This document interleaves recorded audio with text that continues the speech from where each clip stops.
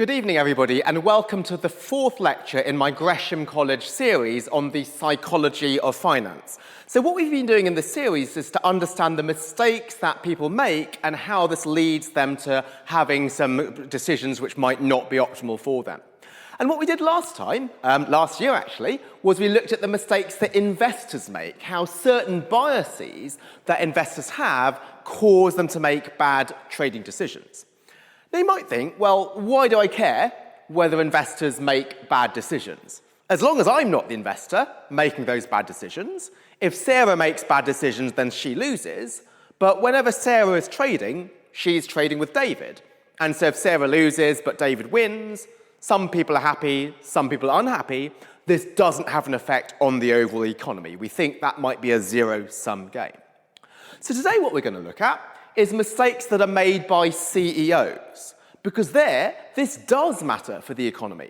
So if the people who are in charge of the largest companies in the nation are making mistakes, then this has large implications for investment, productivity, or employment. So you might think if CEOs are making mistakes, this is even more serious than investors. So this is why I'm taking the same topic as last time, but applying it to a very different setting. Now, you might think, well, if people have risen to become the CEO, then surely they shouldn't be making mistakes, right? So aren't they the people who've proven themselves as being good at decision-making? But what it turns out is actually it might be mistakes lead to people becoming CEO, or the process of becoming a CEO makes people have even greater biases. And let me start with the main mistake I talked about last time, which was overconfidence, right? People have an overinflated sense of their own abilities. And you might remember that last time I asked you the question, are you above average in terms of your driving skill, your sense of humour, or your ability to get along with others? And in nearly every survey, 90% of people will claim to be above the median, when obviously only 50% of people can be above median. Now, that was a trait which was suffered by everybody in general, not just CEOs. But why might this be even more of a concern for CEOs? It's because they've made it to the top. They've been extremely successful. And in part, that success will be down to skill, but partly it might be due to luck. So maybe they were a divisional vice president of a division that just happened to do well, because that sector did really well. And so it wasn't just their ability, there was some luck to go with it. But remember last time we talked about the self-attribution bias, which is the tendency to attribute successes to your own skill, even if it was truly down to luck. So you've risen to CEO. Part of this is your skill, but part of it is due to luck. But if you think that nearly everything is due to your own abilities, then you might end up being overconfident, and that might distort your decision-making in the ways I'm going to be shortly describing. But what's another reason for why CEOs might be even more overconfident than the average man or woman? Well, when you are, say, a divisional manager, you will take risks. And some of those risks will just end up becoming really, really successful. And if you are somebody who's risen to becoming the CEO, you're probably more risk-taking than the average person.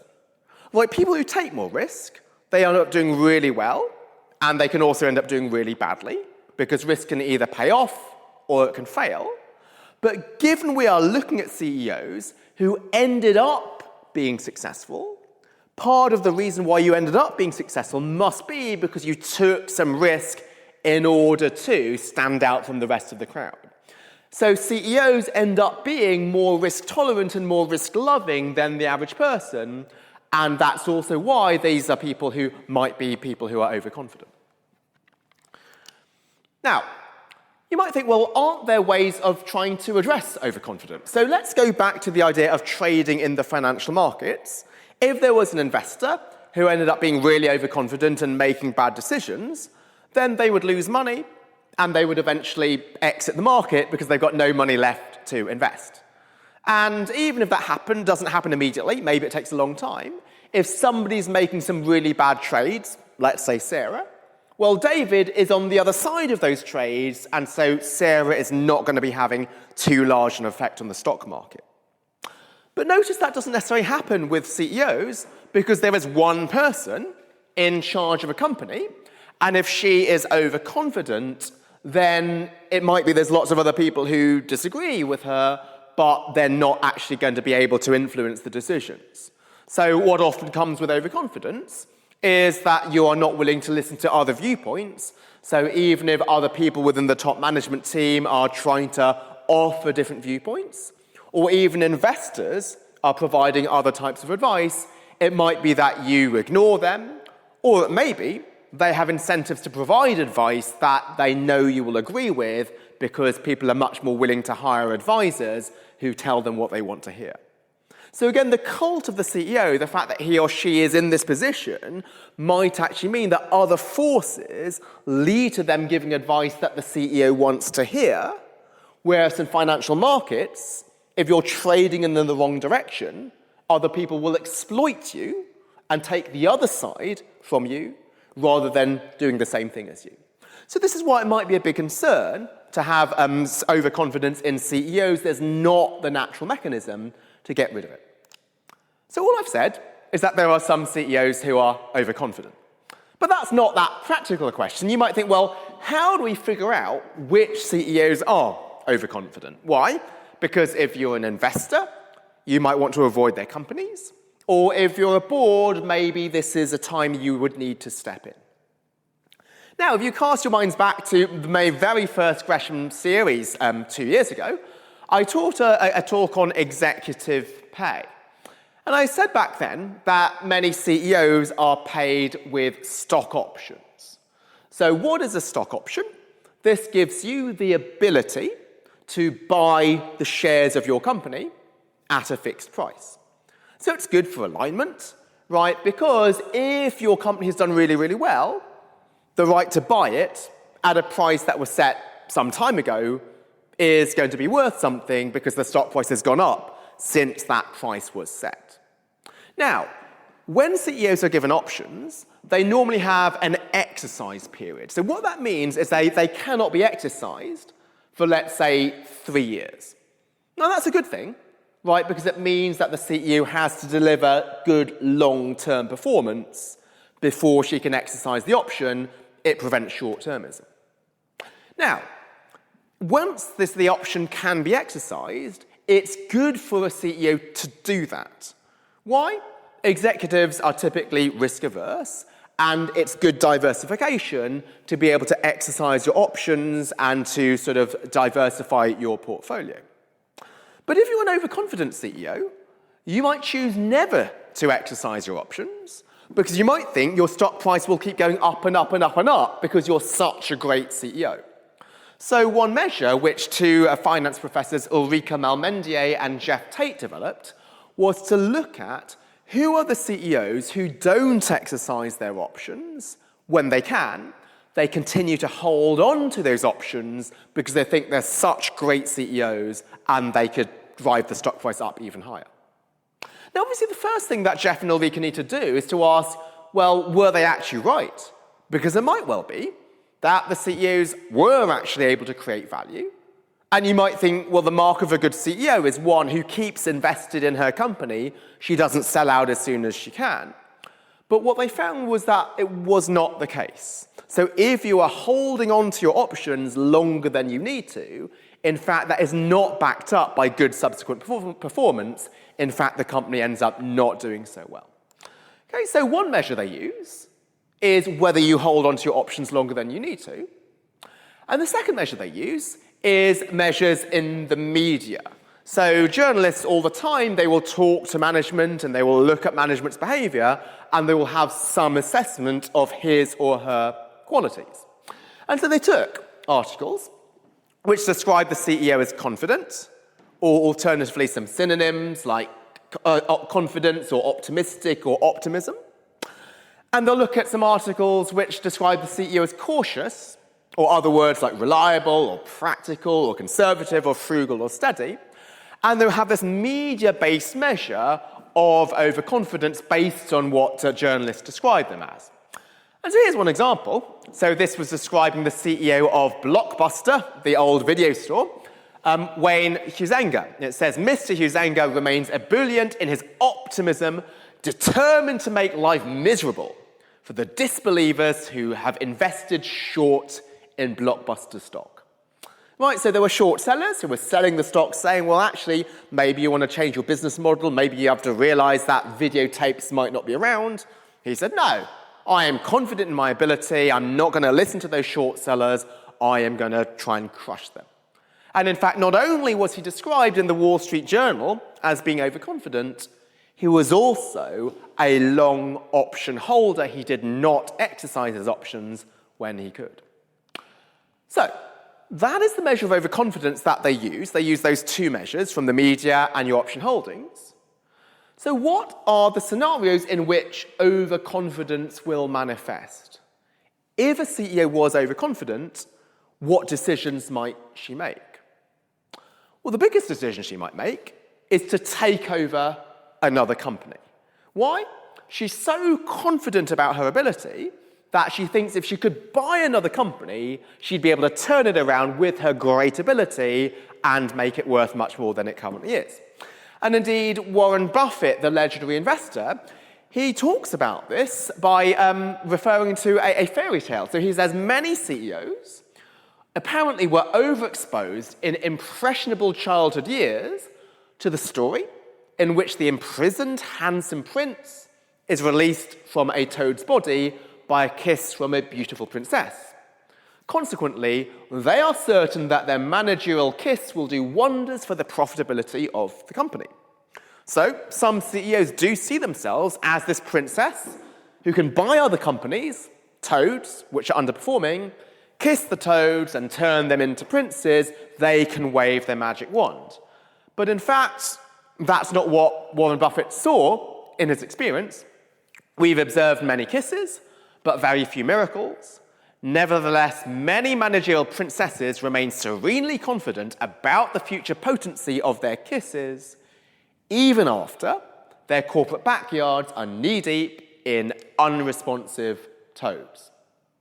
Okay, so that's what Warren Buffett says, but as you'll hopefully have picked up as a theme of my lectures is we want to not look at what people say, even though it's sort of a nice story, but what does the evidence actually say?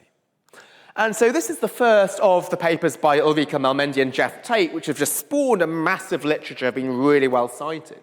So they have their measure of overconfidence, right, based on options in the media, and they found that, well, the CEOs who are more overconfident were 65% more likely to buy another company.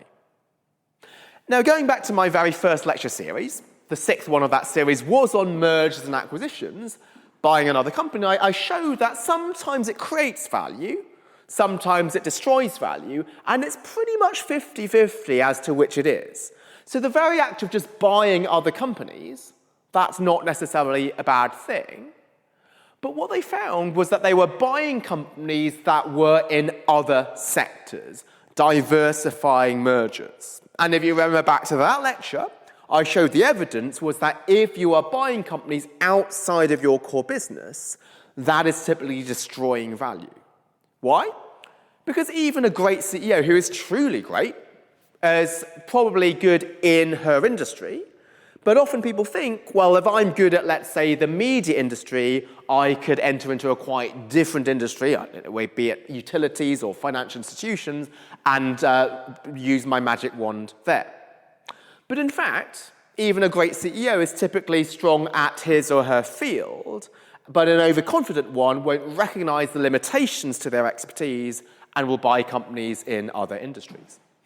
And so what they found was that on average, when an overconfident CEO buys another company, on average, the market value of that company will fall by 1%. Now you might think, well, 1%, that's not that much. But in the S&P 500, the average company is worth about $20 billion. So 1% of that is $200 million lost. Whereas for non-overconfident CEOs, the average is pretty much zero.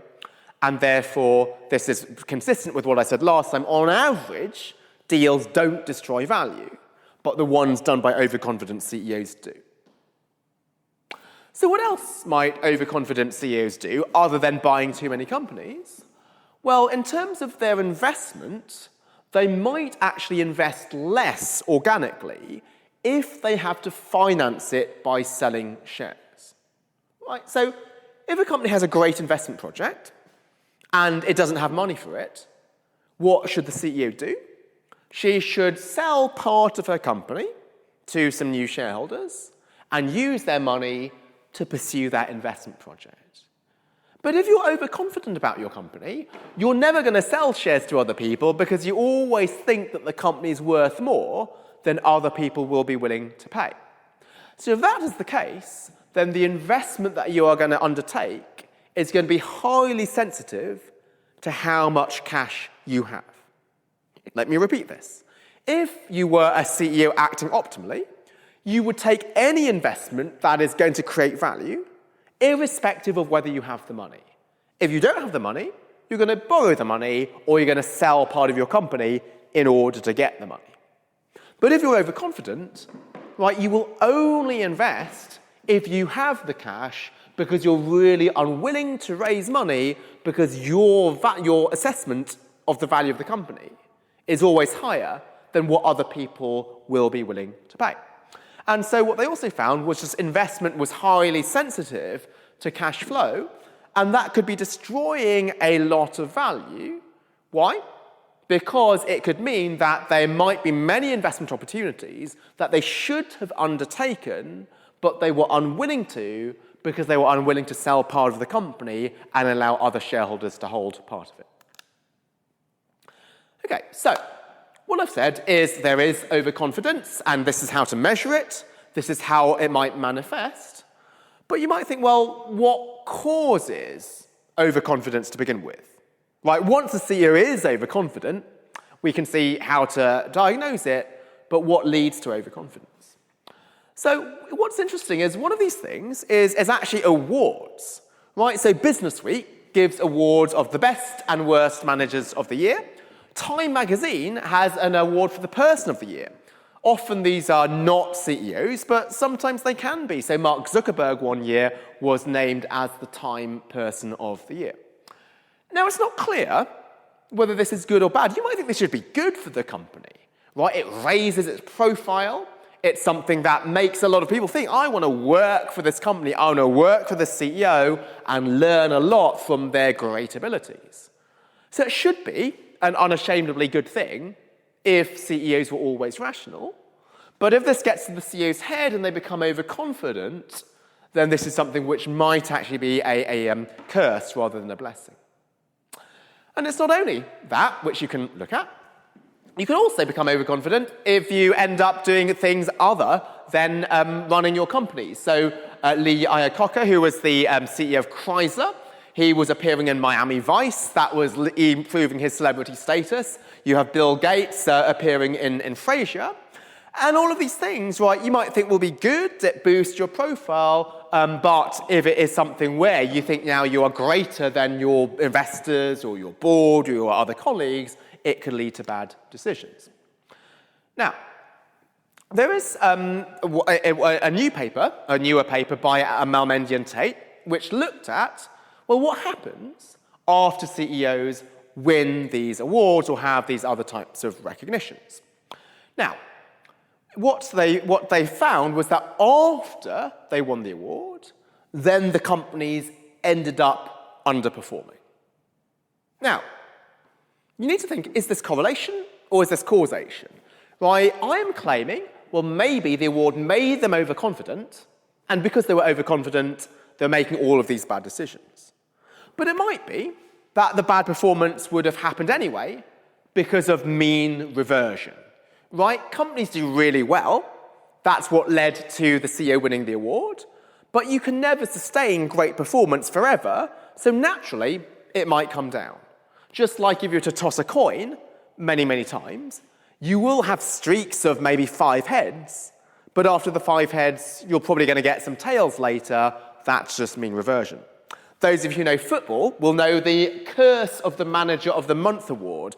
This is when a manager sort of does really well, he gets Manager of the Month, and then the next month, he doesn't do so well, and people say, well, the award cursed him to underperform, but that's not the case. Right, you can never have sort of 9 great months in a season. It will be that after a good month, you will just revert to the mean and then have an average month afterwards.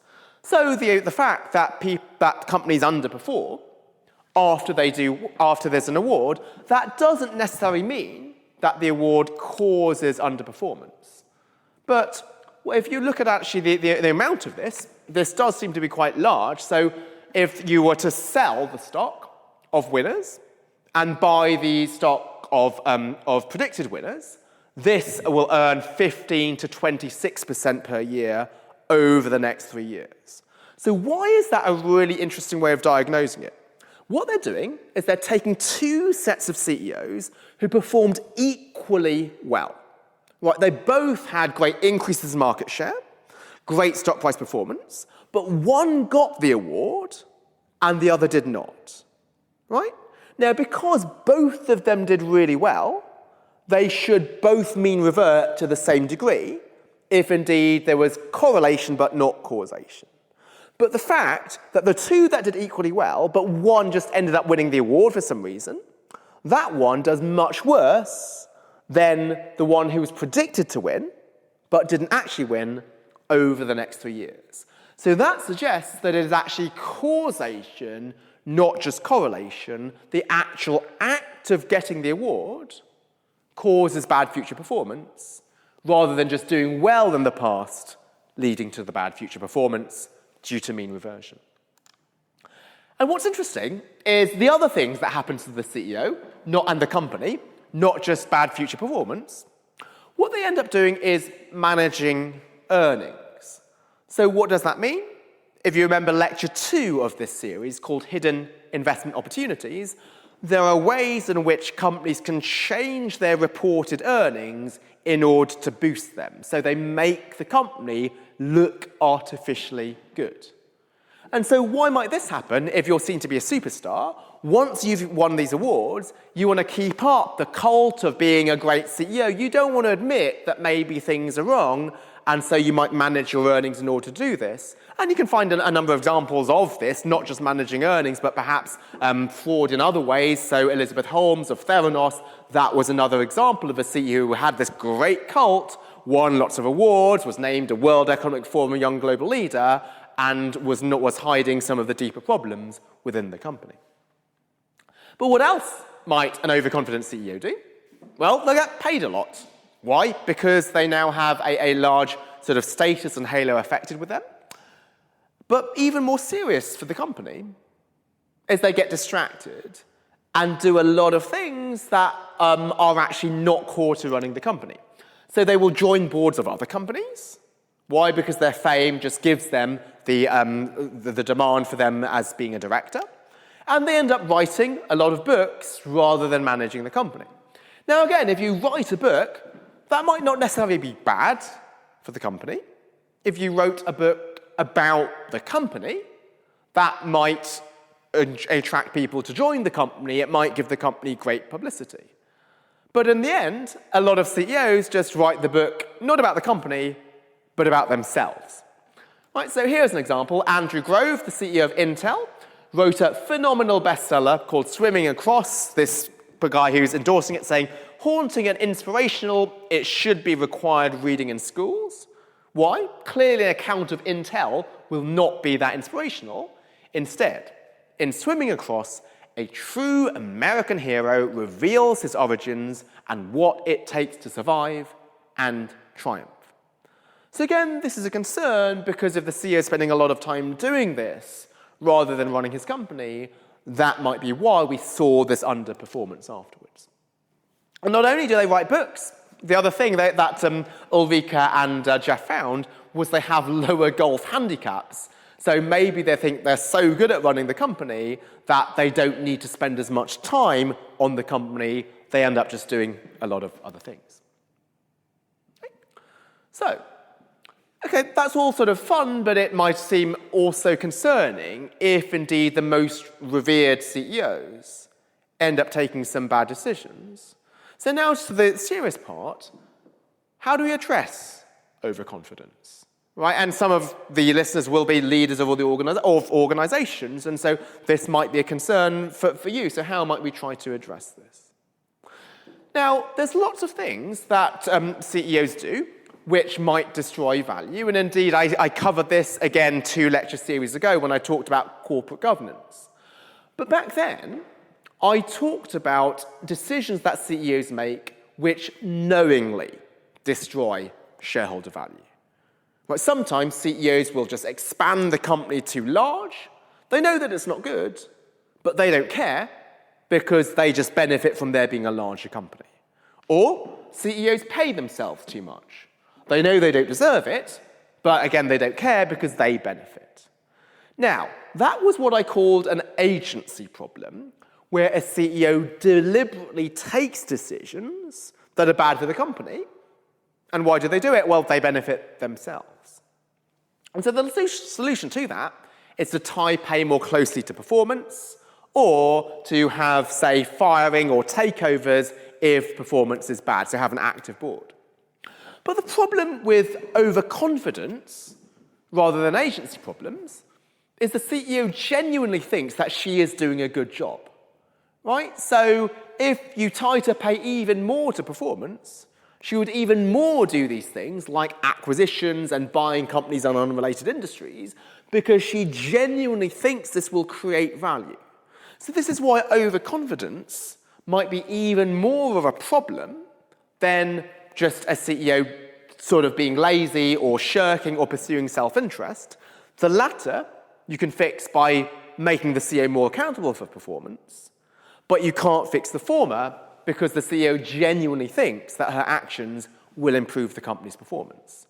So this is why it will be something else which you need to address this, in particular, a diversity of viewpoints and critical thinking.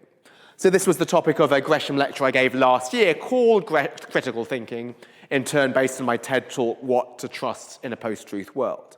So a couple of points from those talks. The first as a CEO is to seek other viewpoints. Right, so you'll naturally be overconfident in your own ability, and you'll naturally have people who are wanting to say things that they know that you want to hear. It's a way of ingratiating themselves with the CEO. So one important thing is to create a culture that encourages dissent. So part of this might be to have a diverse hiring policy, so look at people from different backgrounds. This might involve gender, it might involve ethnicity, but many other facets of diversity. But it's not just to have diverse people within the organization, it's to have a culture which unleashes it and encourages people to have different ways of thinking. So one example is the Amazon Golden Silence. So what does that mean? So there are organizations in which you typically will have an agenda for a meeting and people will read the agenda and discuss the issues beforehand. And so if people have read the agenda and then a boss sort of says in the corridor, I think, well, we should say this on this particular item, that already will skew other people. So when it gets to the actual meeting, they already know what the boss thinks and therefore they're not going to say their own viewpoint, even if it's different. So what the Amazon Golden Silence is that they actually don't send out the agenda before the meeting. Instead, they provide the agenda and the pre-reads in that meeting, and they have half an hour to read this in silence. And so then they will call on people for their opinions, and because they've not had the opportunity to discuss it with other people, then you are going to get the authentic views of people. And you'll typically ask the junior people in the organization to speak first. Why? Because it means that they're not skewed by what a senior person has said. Also, it's to try to use the various stakeholders within an organization. So not just your employees at all levels, but also outside investors. So again, going back to my series 2 years ago, I talked about shareholder activism. And sometimes shareholders who will try to engage with a company and suggest to them, maybe you should sell this non-core asset, or maybe you should not expand into this foreign country. often people view these outside investors as sharks who attack the firm. Right, the whole phrase shareholder activism seems to be something quite negative, and indeed there's many guides on dealing with shareholder activists which say this is how we defend against these activists. But all that language is wrong.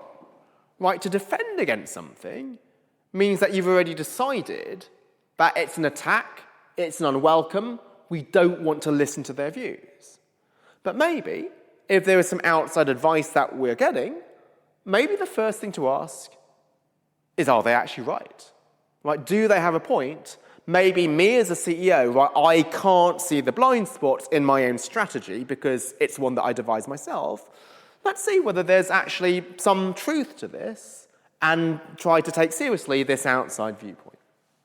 Okay, so this is one. Seek outside viewpoints, actively look for them, and then when they come in, don't immediately get on the defensive.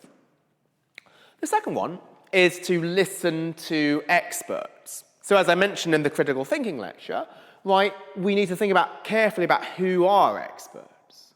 So at the moment, for mergers and acquisitions, CEOs will go to investment banks, and obviously they have lots of expertise. But again, as I discussed in my M&A lecture 2 years ago, they also have some conflicts, right? So investment banks, they only get paid for doing a deal, not by telling you to walk away from a deal because it's going to destroy value. So even if they are experts, they might have incentives to push through deals that are actually value destroying. And so what are the other sources of expertise? As I mentioned in the critical thinking lecture, academic studies are a source of expertise. Why? Because what academics do when they will study mergers and acquisitions is they will try to find out which are the ones that are more successful. Focused deals do better. Diversifying deals tend to do not to. And they don't have skin in the game or bias trying to find that conclusion. That is simply what the data shows. And because academic research has to be peer-reviewed, right, there's other people checking, is the methodology really robust? So before taking on a deal, just look at the general evidence. Are the types of deals that I'm doing, which might be a diversifying deal, it might be a stock finance deal, it might be a deal of a public target, well, those are things that lots of research has shown is actually negatively linked to value creation. The final thing is to stick to the knitting.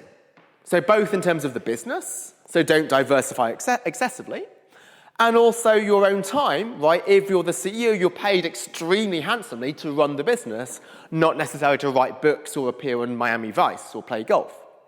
And indeed, going back to Warren Buffett, the best CEOs love operating their companies and don't prefer going to business roundtable meetings or playing golf at Augusta National.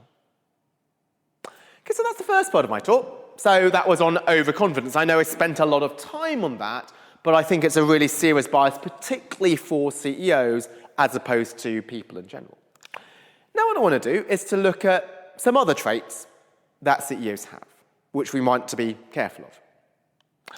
Now, let me ask, what's the main difference that you notice between these two shareholder letters? So a shareholder letter is when the CEO writes to shareholders inviting them to the annual general meeting. So here's one letter, which is by D.F. McNeese, the chairman of Rowan Companies, inviting you to attend the shareholder meeting. The second is Frank Baldino of Cephalon, the chairman and CEO of this company. So, between this letter and that letter, what do you notice? Well, you might think, well, that's an unfair question. I can't read everything. But in fact, I'm not telling you to read anything. I'm asking you to look at the size of the CEO's signature. So here, this rather modest CEO has a small signature, and this CEO has a very large signature. And so what some researchers used was that as a measure of CEO narcissism. So that is obviously related to overconfidence, but it's somewhat different because an overconfident CEO is overconfident because they performed well. It's contingent.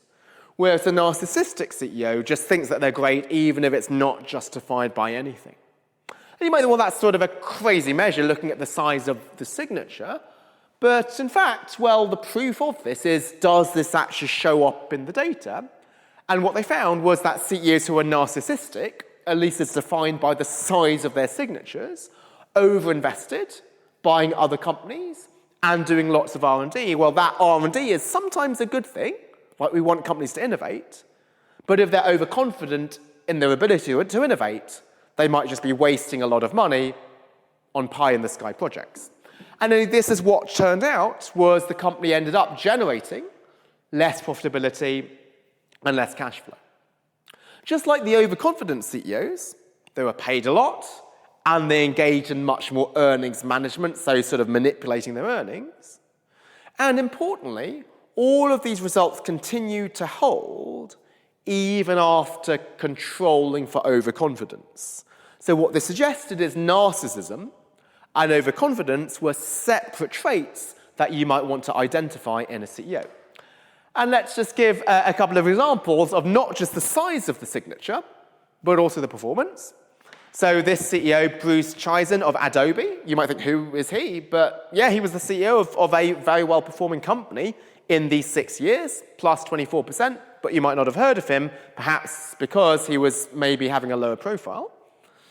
What about an example of an overconfident CEO? So this is a name that I'm sure you'll know, Rupert Murdoch, right? That's the size of his signature at News Corporation. But in fact, his perhaps narcissism was not justified by his performance because the stock price went down by 2% over the years that he was in the helm. Okay. So it's not just these two examples, it was backed up by large-scale data. And what was really interesting is that this has led to lots of other research trying to find other measures that you can have of narcissism. Some people have used the prominence of the CEO's photo in the annual report. So the annual report typically has photos of all of the top management team, but there are some CEOs who will have a much bigger photo than everybody else. Also, people have looked at the prominence in press releases, the number of times the CEO is mentioned in the press release compared to the number of words in the press release in general. So if the CEO is disproportionately mentioned in any press releases about her company, then it's somebody who might think they're larger than life, they're attributing a lot of the company's success to themselves. And finally, what they'll look at is the CEO's use of I and my versus we and our in interviews, right? So the CEO will talk about themselves rather than the company, then that's a negative sign. And unfortunately, this is also a sign in some politicians, right? Some politicians will say, oh, I am launching this scheme to help people, when in fact it may well be the entire government that was doing this or the people who advised the person making the announcement. So this is a sign that also people were successfully able to use. Now, one other trait that I'm going to look at before I turn to something quite different is sensation seeking. The fact that some people might want to seek thrills, might want to sort of try to pursue excitement. Now, I'm first going to look at this outside a CEO context. So I'm going to look at this in terms of investors. And there was a clever paper which looked at sensation seeking by finding people's speeding tickets. So they actually got data on the speeding tickets of ordinary people, household investors. And what they found was that household investors with more speeding tickets also traded too much, and the trades did badly, they underperformed after taking transactions costs into account. So what that suggests is that a sensation-seeking household investor who drives too fast is also one who trades too much on the stock market, which is bad for the reasons discussed in my prior lecture. But what's another type of thing that you can do if you are sensation-seeking is in terms of the car that you buy. So maybe somebody who is not sensation-seeking will buy a useful car, but somebody who might buy a performance sports car. Now, who can buy this? Not household investors, but hedge fund managers. And indeed, this is what the study looked at, was for hedge fund managers, the ones who owned performance sports cars. How did they do? They end up taking on more risk, but that risk was not good risk. They didn't earn any higher return. So when you adjust for risk, their risk-adjusted return was lower. Now, when you apply sensation seeking to CEOs, what a study looked at was they measured this by whether you held a private pilot's license, because obviously that's something which is risky. But in fact, when we apply sensation seeking to CEOs, what these researchers found was the opposite result, that actually it might be good. And so the point here is that I want to highlight that not all of these biases or these traits that CEOs have, which make them different from sort of the average person, are necessarily bad. You might want to have some unusual traits because when they're a CEO having them, it might actually be positive. And so what this paper found was that CEOs with private pilot licenses run riskier firms, but risk could be good, it could be bad, it's not clear, so risk alone is not necessarily a bad thing. And they also did more mergers and acquisitions. But again, deals could be good, they could be bad, it depends on the type of deal. So on average, what they found was that having a sensation-seeking CEO was neutral for firm value.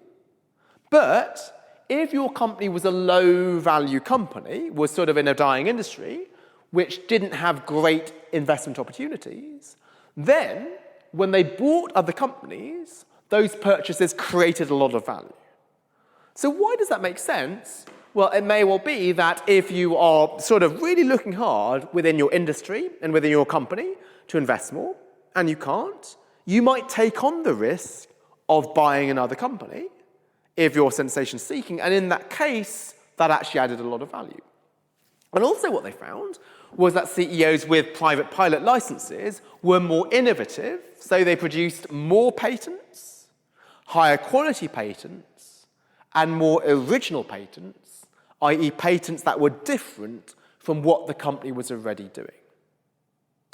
So why might you think that there's such a big difference between CEOs, where sensation-seeking is sometimes a good thing, and investors and hedge fund managers, where it's a bad thing? Well, if you're an investor, what matters is there's a risk. And so a sensation-seeking person might take on too much risk. But there isn't really the concept of innovation. For innovation is different from risk. Innovation is trying new things. Whereas if you're an investor, well, there's one thing that you focus on, which is trading profitably and making money with your investment.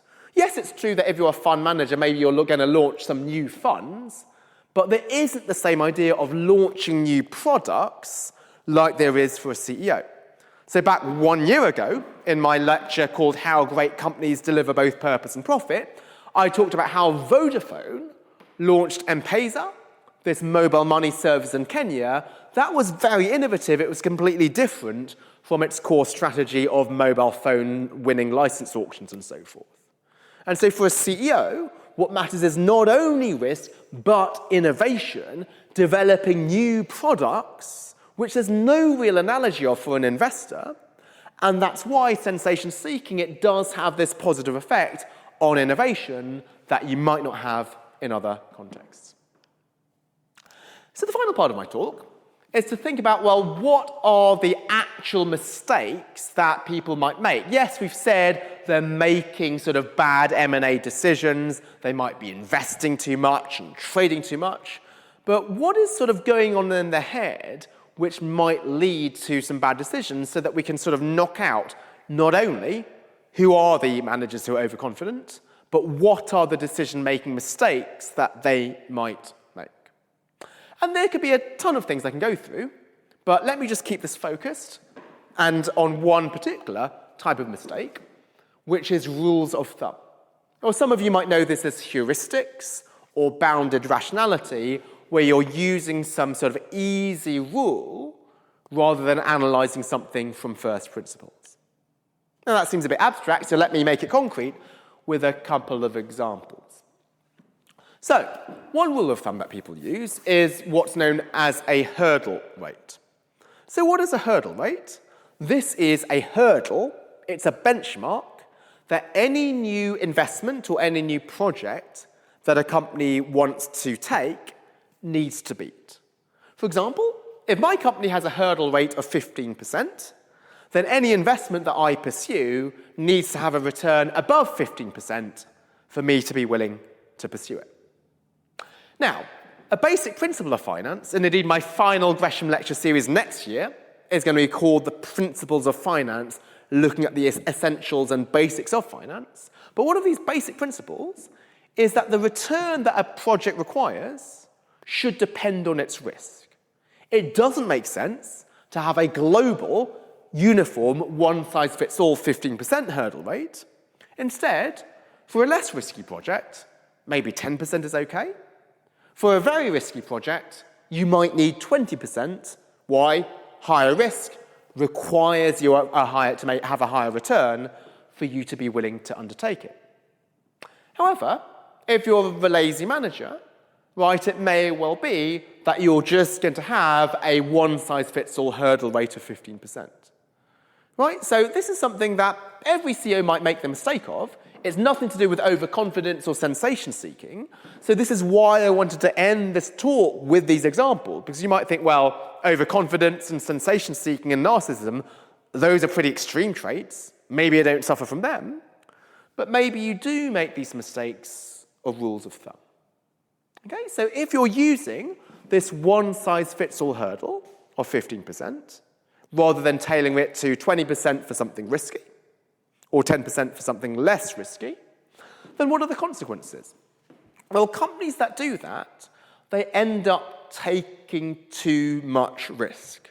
So if you're a conglomerate, which is in many different industries, let's say you might have a pharmaceuticals division, which is risky, and a chemicals division, which is less risky, right, you're investing too much in the pharmaceuticals division because this one-size-fits-all hurdle rate is too generous for the risky division, so they are taking too much risk. Not only are they investing too much in that division, when they buy companies, they're buying companies into risky industries, again, because this one-size-fits-all hurdle rate is not dependent upon the risk of the industry. And you might think, well, does it really matter? Yes, technically, maybe we should allow the rate to differ according to risk, but is there really any loss for using this simple rule of thumb? And the answer is yes. So what the study found was that shareholder returns are nearly 1% lower when you're doing a deal if you're a company which has a single hurdle rate. And how much value is lost from that? Well, in the time period that they studied, they had 6,000 deals. The average acquirer size was $2 billion. So multiplying all these numbers together led to a value loss of $98 billion across the US economy by companies just having this simple rule of thumb, which violates one of the most basic principles of finance, which I'm going to be teaching in my final series.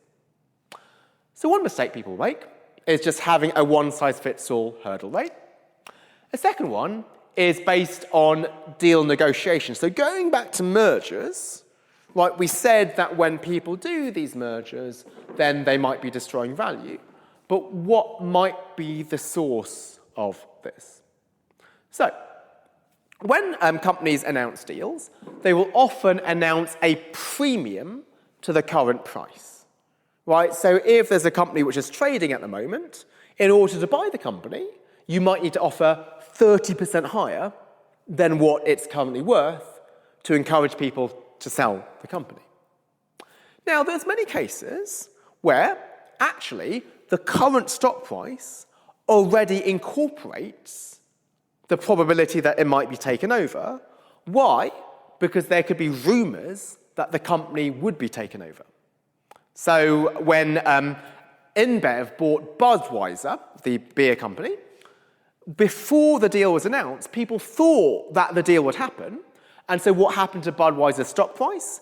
It went up and up and up and up. And so you might think, well, if the stock price has already gone up, then the premium that you need to offer above the current stock price should be lower. Right? Because part of the deal has been anticipated. If the run-up before the deal was announced was already pretty high, then the markup, the extra premium you need to offer, should be lower. Why? Because part of the price has already gone up already. But those of you who've worked in investment banking before will know that this is not typically how it works. People typically will offer a standard premium, which is independent of how much the stock price has run up. So I used to be in investment banking myself, and what we would do is we would look at how much of a premium is typically paid in this industry when taking over a company. It was known as precedent transactions analysis. And so, if you're applying this rule of thumb, you're applying the same markup, irrespective of how the stock price has gone up beforehand, then indeed you could be overpaying for targets. Why? Because you're ignoring the fact that actually you're paying a premium to a price which was overly inflated to begin with. And so a famous paper by Bill Schwert in 1996 showed exactly this was what was happening, right? The greater the stock price was going up beforehand had no effect at all on how much you actually paid for it above the current stock price. One other rule of thumb that people might use is the 52-week high. So people look at how the target company has done over the last 52 weeks, and they might think, well, in order to get investors to sell the company, we need to offer them a higher price than the highest price it was over the last 52 years.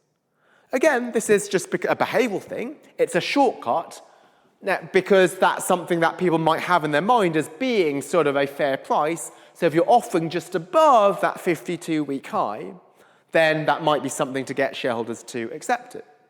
And indeed, this famous study here found that indeed there was a spike in prices at the 52-week high. So bidders, when they're thinking about how much to pay for the company, rather than doing an analysis based on first principles, they're just saying, well, let's take the highest price that the company has had over the past year and pay that. But that actually destroys value. So what was found is that when you do that, when you have these deals where you're buying the target and paying the highest price over the last 52 weeks, those deals are destroying value. And that's suggestive of managers not doing their homework, but simply just thinking of what the highest price was over the last 52 weeks as a simple way to value the company, rather than thinking, what is it truly worth? The final rule of thumb I'm going to have before opening up to questions is not when buying another company, but when borrowing money. And here, the rule of thumb I'm going to look at is anchoring, so paying too much attention to the past. So when a company chooses to borrow, how should the company decide how much it should pay? Well, it should be determined by the interest rates right now, maybe the interest rates that other companies within the same industry are paying for their debt. But this nice paper found that there was a large effect of what that company had paid in the past. So the company might be used to always paying 10% when borrowing. So even if interest rates have fallen, and now they should only pay 7%, they still have 10% in their mind as being a fair cost of debt. And so they might still be willing to pay 10% even if the world has changed. And so what they found was that the past cost of debt affects the current rate that they'll pay, even after controlling and taking into account current characteristics. And so this was particularly the case in the financial crisis. So what they found was that a third of firms who took out loans in 2005 to 2007, which was before the financial crisis, ended up paying the same rate in 2008 within the financial crisis, even though rates had gone down, right? So because they should be paying much less, right, they didn't take this into account. Why? Because they were still anchoring on the higher rates that they had been paying in the past. Okay, so that concludes everything I had today. So this was to look through the mistakes that CEOs make, and what causes them to do this: overconfidence, sensation-seeking, narcissism. How to identify this as investors, looking at whether they hold on to options longer than they should do, looking at the media mentions, how to address it if you're the CEO and the board, seeking other viewpoints, listening to experts, and focusing on what you're good at. And then finally, we looked at some simple mistakes that managers make. They follow rules of thumb and heuristics too much. So normally what I've done at the end is, in terms of the questions, there has been a colleague at Gresham who's come up stage at the end and read out the questions on Crowdcast. Because of COVID, there's nobody here today. So what other lecturers have done is they've not had a Q&A session, so they've entered and answered these things on the Crowdcast platform afterwards. Let me try to innovate. Not because I'm a sensation seeker, but because hopefully this will add value. Let me try and see whether I can just do this myself by sort of reading them out on my technology. So I'll try this, maybe it works if it doesn't, so let me just grab my iPad. Andrew Brunskill says, is there data on the importance of family members as shareholders? So if a CEO has to confront Aunt A or Uncle B to justify business decisions.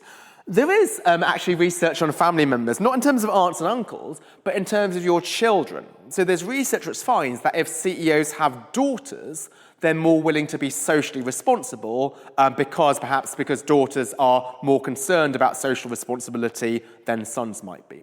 And why I think that's a really nice study is that whether a CEO has a daughter or a son, that's completely random. It has nothing to do with the company's performance. So they were able to show a causal effect of having a son or daughter on the actual decisions that the company was taking. Okay. So is there a particular leadership or management style more likely to signal a propensity to engage in overly confident behaviours? Yes, I think so. So these will be cases in which you'll take decisions without taking other people's views into account. So there are some CEOs, so if you were to read, say, The Big Short by Michael Lewis, it referred to the global head of proprietary credit at Morgan Stanley, where if there was somebody who disagreed with him, he would say, get the hell out of my office. And this person's division end up losing $9 billion. So to the extent to which they're not taking into account other viewpoints, then that is a concern. Now, obviously, at some point, there will be times where the CEO truly knows best because of their entrepreneurial vision. So it might be you'll take other viewpoints into account and rationally think, I've heard these opinions, but I have some sort of information that these other people don't have. But that's separate to not being willing to hear dissenting viewpoints to begin with. Okay. What about CEOs in non-profits? Are there proxies for their overconfidence, or does the problem not occur? That's Albert Schramm's question. Unfortunately, this is difficult to study because we don't have data on the performance of non-profits. So a lot of what I'm doing here is looking at the data for publicly traded companies. Why? Because we have a stock price, we have clear measures of performance, whereas with non-profits, it's sort of not comparable. For cancer research charity, the objective might be different than, say, for an animal rights charity. However, what I can talk about is there are some CEOs of public companies who will try to run the company in a responsible way, somewhat like a non-profit. And clearly this is something I care about a lot. I'm somebody who does believe in responsible business. But there are some CEOs who might pursue responsibility, not genuinely to serve wider society, but to position themselves as the saviour of capitalism. And often these CEOs will, following on my answer to Carey's question, will be rejecting investor oversight. So they won't want to take other viewpoints into account, so they might make decisions without consulting investors and without consulting a board. And there you might be concerned that if then the CEO is going to do some things like do a lot of reduction in your carbon footprint or give a lot of money to charity, sometimes those things are generally good. But if the CEO does this without consulting others, you might be concerned that they are doing this for their own benefit and their own public image, rather than because they're genuinely concerned about society. I think I have time for one final question before I have to wrap up. So let's see. So some of these questions are, I missed the start of the lecture. Well, this will always be available for replay afterwards. And also I have the transcript of this. So let's see, what else is there?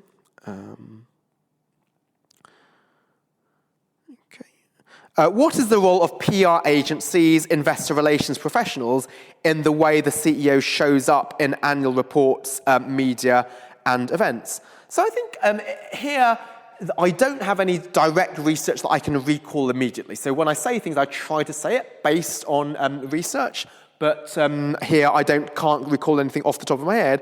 But I will say there is a positive role for investor relations. So often people see these people as spin, when actually part of investor relations is to be transparent with your investors, which are an important shareholder base. So I think if a company is willing to invest in a lot in investor relations, that's not necessarily a bad thing.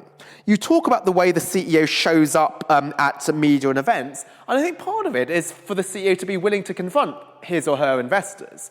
So I had in a previous lecture the idea that some CEOs will hold their annual meeting in locations that no investor can come to because they just want to be away from investor oversight.